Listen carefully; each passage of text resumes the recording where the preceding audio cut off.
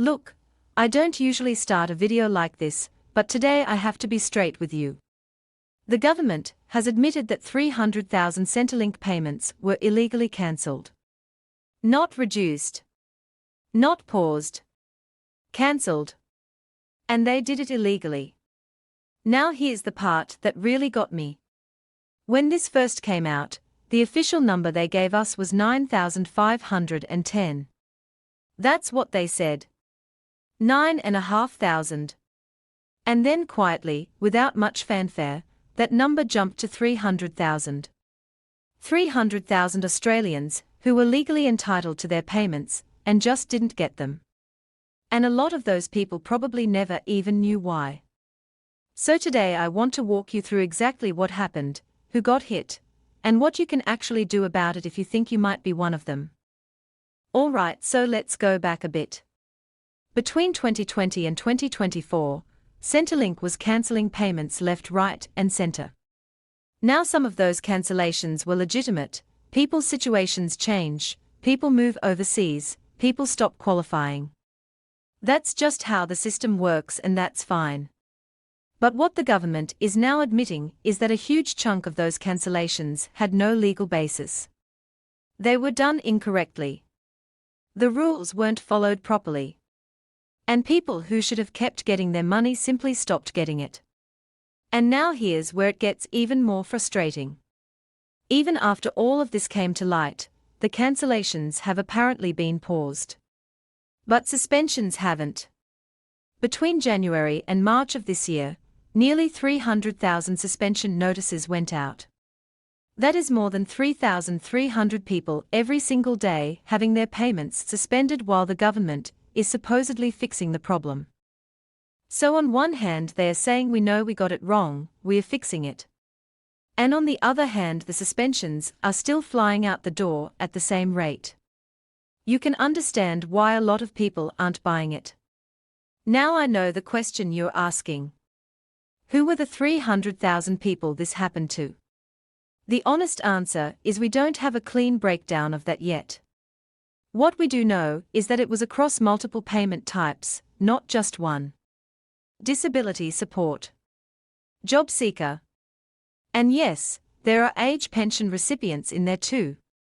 Think about what that actually means for a second. You're in your late 60s or 70s. You're on a fixed income. You rely on that payment every fortnight. And one day it just stops. No clear explanation. No letter that makes sense. You call Centrelink and you're on hold for 45 minutes, and then you get told something that doesn't really answer your question. A lot of people in that situation just gave up. They assumed Centrelink must be right. They cut back on groceries, they skipped a bill, they asked family for help. And the whole time, they were actually legally entitled to that money. That to me is the real damage here. Not just the cancelled payment, but the months or years of financial stress that came with it for people who had absolutely no idea they were being treated unlawfully.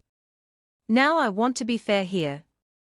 The government is saying they are fixing this. And there has been some movement. But the legal aid organizations and advocacy groups who work with people on the ground every day, they are not satisfied.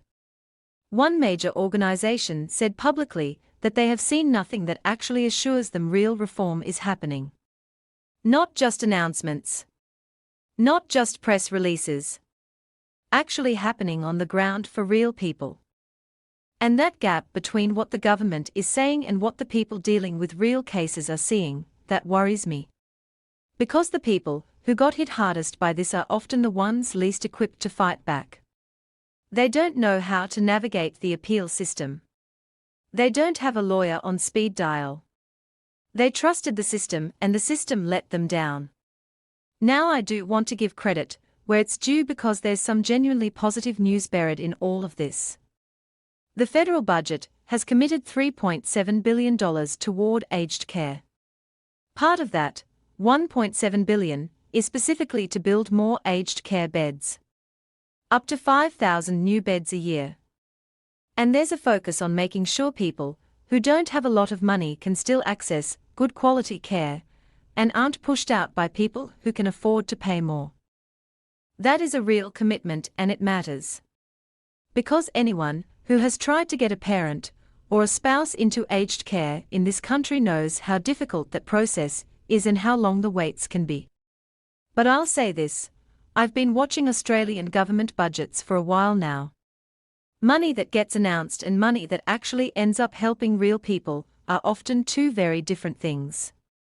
So we are going to keep watching this, and we'll report back to you as things actually happen on the ground. Right, so let's talk practically. Because I don't want this to just be a video where we get angry about something and then nothing changes for you. If your Centrelink payment was cancelled or reduced at any point between 2020 and 2024, and you weren't sure why, the first thing to do is log into your MyGov account and go through your payment history. Look for any gaps, any reductions, any periods where the money just stopped or dropped without a clear reason. If you find something that doesn't look right, contact Centrelink and ask them to explain that decision to you in writing. You are allowed to ask that. You are entitled to a written explanation for any decision made about your payment. If the explanation doesn't make sense, or you still think something went wrong, you can ask for an internal review. That basically means you're asking them to look at the decision again. A different person reviews it. And if you're still not satisfied after that, you can take it further through the Administrative Appeals Tribunal. I know that sounds intimidating, but it exists exactly for situations like this. If you don't know where to start with any of this, your local community legal centre is a really good first call. They deal with Centrelink disputes constantly, and in most cases the help is completely free. The point is, don't just leave it. If your payment was illegally cancelled, there is a real possibility you are owed money. And you should not have to just absorb that loss because navigating the system feels too hard. This is the kind of story that doesn't always make the evening news. It's not flashy. There's no one single moment where something dramatic happened. It was 300,000 quiet, individual moments where someone checked their account and the money wasn't there. But those moments matter. And the people they happen to deserve to know about it. If this video was useful to you, please share it. Put it in a Facebook group, send it to a friend, show it to someone in your family who you think might have been affected.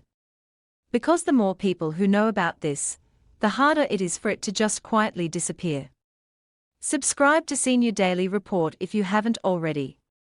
We cover this stuff every single day because someone has to. And drop a comment below, especially if your payment was affected or you know someone whose was. I genuinely want to know how widespread this actually is among our community. Thanks for watching. I'll see you tomorrow.